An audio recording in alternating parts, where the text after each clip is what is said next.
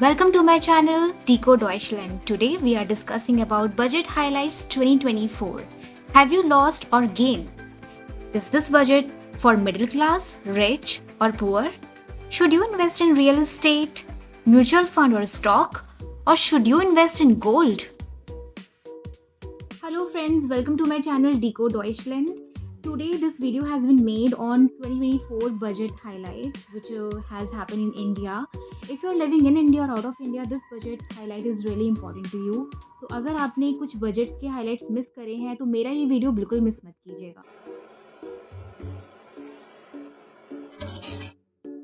जब भी हम कोई एसेट 1 ईयर से ज़्यादा होल्ड करते हैं उस पर जो गेन होता है उसे हम लॉन्ग टर्म कैपिटल गेन बोलते हैं, और अगर हमने कोई भी एसेट 1 ईयर से कम होल्ड किया है उस पर जो गेन होता है उसे हम शॉर्ट टर्म कैपिटल गेन बोलते हैं।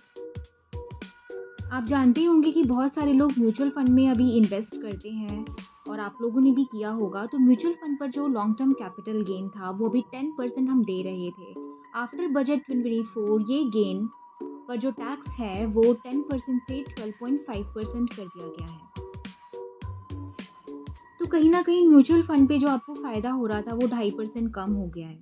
तो एक नुकसान आपका यहाँ पर होता है अगर आप इन्वेस्टमेंट करते हैं म्यूचुअल फंड में लॉन्ग टर्म कैपिटल गेन में। सेकंड जो टॉपिक है वो आपका रियल एस्टेट का है।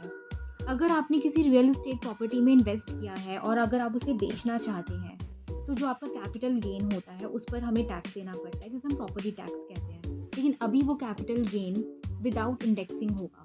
इंडेक्सिंग क्या होता है?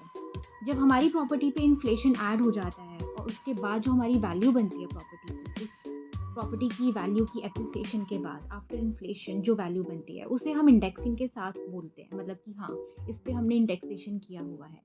पर अगर आपकी प्रॉपर्टी की value after inflation suppose 1 CR हो जाती है और आप उसको बेचते हैं 1.2 CR में, तो यहाँ पर आपका जो गेन है वो 20 लाख का है। लेकिन अभी गवर्नमेंट ने क्या किया है, इंडेक्सेशन हटा दिया है। इसका मतलब जो प्रॉपर्टी की वैल्यू आपके लास्ट 5 ईयर्स में बढ़ी थी, सपोज आपकी प्रॉपर्टी की वैल्यू 30 लाख बढ़ी थी ड्यू टू इन्फ्लेशन, तो अभी जो आप कैपिटल गेन कैलकुलेट करेंगे आप वो 30 लाख हटा के कैलकुलेट करेंगे। इट मीन्स जो आपको 20 लाख का गेन आ रहा था अभी वो गेन आपका 50 लाख का दिखेगा। इट मीन्स कि मैंने उस पर इन्फ्लेशन हटा दिया, तो अभी जो मुझे प्रॉफिट पे टैक्स देना पड़ेगा, मुझे 20 लाख पर टैक्स नहीं देना है, मुझे 50 लाख पर टैक्स देना है। तो आप समझ सकते हैं कि आपको 50 लाख पर 20% टैक्स देना है in addition to cess and surcharge, और उसमें भी बहुत सारे कुछ छोटे मोटे एक्सपेंसेस एंड टैक्सेस आपके लगते ही हैं। इसके बाद मैं नहीं जानती हूँ कि whether it is very profitable to purchase property और नॉट, बट हाँ it has discouraged many investors to invest in real estate. Third topic आता है गोल्ड।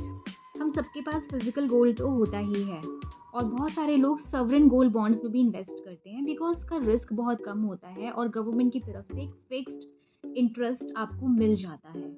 किसी भी मिडिल क्लास के पास भी कुछ ऑप्शंस होते हैं अपनी इनकम को, एक्स्ट्रा इनकम को इन्वेस्ट करने का। तो जो लोगों ने 2017 में या 16 में सॉवरेन गोल्ड बॉन्ड में इन्वेस्ट किया था इन दिस होप कि आफ्टर 5 ईयर्स उन्हें एक अच्छा खासा रिटर्न मिलेगा, लेकिन अभी 2024 बजट हाईलाइट में मोदी गवर्नमेंट ने गोल्ड पर से कस्टम ड्यूटी को 15% से 6% कर दिया है, जिससे सॉवरेन गोल्ड बॉन्ड होल्डर्स को भारी लॉस हुआ है and this is a very discouraging step. हाँ, people are going out to buy gold in the market because अभी गोल्ड की वैल्यू बिल्कुल घट गई है, लेकिन उन्हें ये समझ नहीं आ रहा है कि गोल्ड की वैल्यू परमानेंट रिड्यूस हुई है।